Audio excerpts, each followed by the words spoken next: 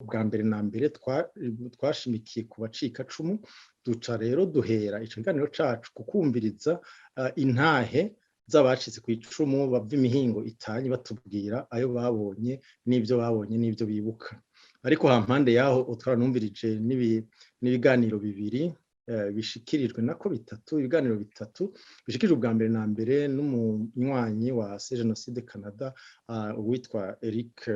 Nduwayezu, aho yadushikirije arerekana ido n'ido ukugene aho Sahwanya Frodebu imaze gushinga CNDD-FDD kugira ngo bamara abatutsi, ariko Imana igakinga mu nyuma ico gikorwa kitarangutse nk'uko bavyifuza. Ubu bariko bica abo batutsi n'abacikacumu irya kabiri kubera babicisha ku kintu citwa severe, ngo n'umugwi wo kunywanisha abarundi no kurekuriranira, ariko nawo atakindi kiwuranga atari gufovya kuzimanganya ikimenyetso cose coba cerekana yuko 1993 mu myaka yakurikiye hari ahiciwe abatutsi bazira ubututsi bwabo. Ico nico yashimikiyeko, nico twashimikiyeko kubera murabona muri iyi minsi uwo batazi Uburundi canke atagomba kubona nk'ufise ingene ahendwa canke afite izindi nyungu zituma ivyo abandi bashimikira kuko urabona nta terambere canke ubudandaji canke iki bihagarariye ku butungane, umuntu rero yohava ahendwa kandi ukamenga nivyo ngo Burundi buriko burarondera inzira yo kunywanisha Abarundi, kandi umugwi ubikora uretse yuko nk'uko n'uwo munywanyi wacu ashikije ibiganiro yavyerekanye atakindi ukora atari kugirira isekeza CNDD-FDD muri wa mugambi wo kwikundwa akaza ku Bahutu uruhande rumwe ku rundi, ukamenga iriko inwanisha Abarundi naho atakindi ikora atari gufata ngo izimanganye ibimenyetso by'abanyabwoko yakoreye Abatutsi. Ikindi kiganiro ca kabiri twakurikiye cashikirijwe n'umupfasoni yitwa Beatrice Nimbona, asanzwe ari n'umunyabigega w'ishirahamwe ryacu hase Jenoside igisata ca Canada, aho yashimikiye ku mabi yakorewe abagore n'abigeme muri igihonyabwoko rya 1993 no mu minsi yakurikiye, aho inzira guhemuka za Sahwanya Frodebu ari nazo zavuye zivamwo iyo CNDD-FDD ifukamye mu no munsi zafashe ku nguvu abagore n'abakobwa batari bake. Uwo mupfasoni rero mu kiganiro cyo yarerekanye neza ido nido ingene kubera urupfasoni rw'Abarundi n'imigenzo yacu ibintu bijanye n'igitsina canke no gufata abantu ku nguvu bitavugwa, yuko hariho abahoreranye, ariko ko naho babihoreranye hariho abagize barinze barabishikiriza umugwi mpuzamakungu washinzwe n'ishirahamwe ONU igihe waza gutohoza ihonyabwoko ryakorewe Abatutsi mu Burundi, barabishikiriza rero biranandikwa. Yarashoboye kudondora ingingo zishika kuri 11 nako ziri muri ca cegeranyo nimero S agakoni gashinze 1996 agakoni gashinze 1982 erekana yuko ahashika 11 hose mu ngingo ziraba amakomune 4 imwe yo muri Muramvya nako atari umenga n'izibiri yo muri Gitega n'izo muri Ngozi, aho hari abagore n'abapfasoni bari umutima menyo baravuga yuko bafashwe ku nguvu. Umupfasoni rero nk'ubusanzwe rwanya ihonyabwoko co kimwe rero n'ubutahura bigora abapfasoni, yarerekanye yuko kuva ubu tutosubira kwibagira gusaba gusubiza umutamana abo bapfasoni n'abo bakobwa bagize kwicirwa babo, ariko bakagira no gufatwa ku nguvu bakorerwa ibitagira izina.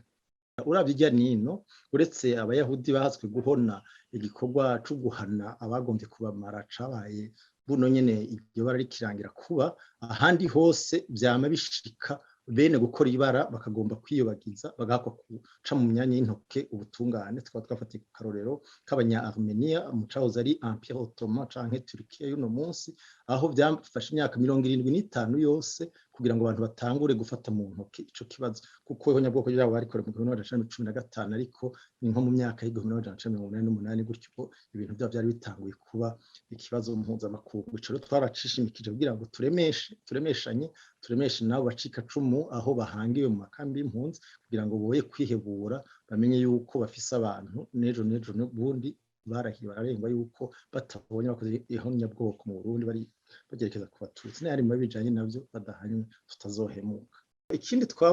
twarabiye hamwe ni ukugene iyi leta ihari uno munsi ikora uko ishoboye kose kugira ngo inigire mu menshi intambwe ari yose yogerageza gufatwa cyangwa imaze gufata kugira ngo bagerageze gutunganiriza abo bantu bazize ubwoko bw'Abatutsi. Ivyo nk'uko twama twabivuze birababaje, wohava ashacoba yohava anacika n'intege, mugabo twebwe kubera tuzi ababisha barinze bafata umugambi nko guhonya ubwoko ubuzi yuko batabariko barakina bari biteguye gukora ibishoboka byose. Twafatira nk'akarorero nko ku ngingo yafashwe mu kwezi kwahera mu kw'icenda, aho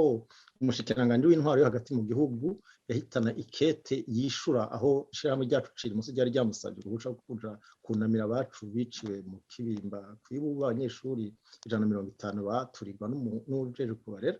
Dufatira kuri iryo kete rero turerekana yuko yitwaje yuko yoba ariko akingira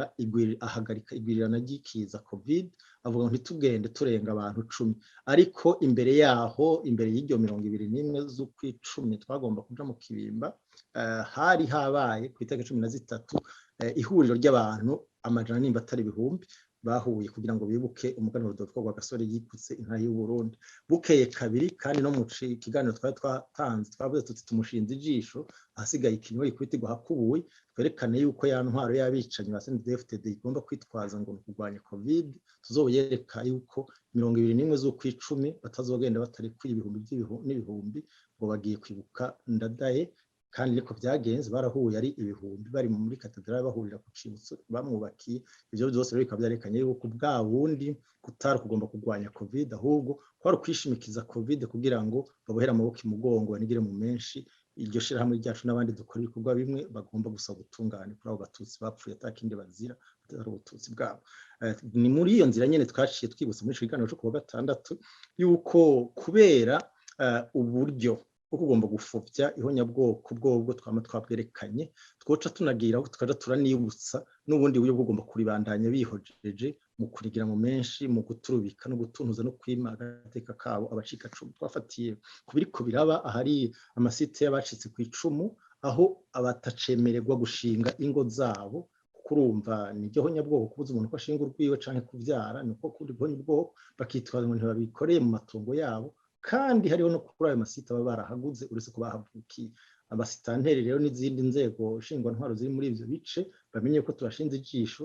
ejo aho bukera bazotinda bavyishura, kuko mu biranga ihonyabwoko harimo kubuza abantu kurondoka.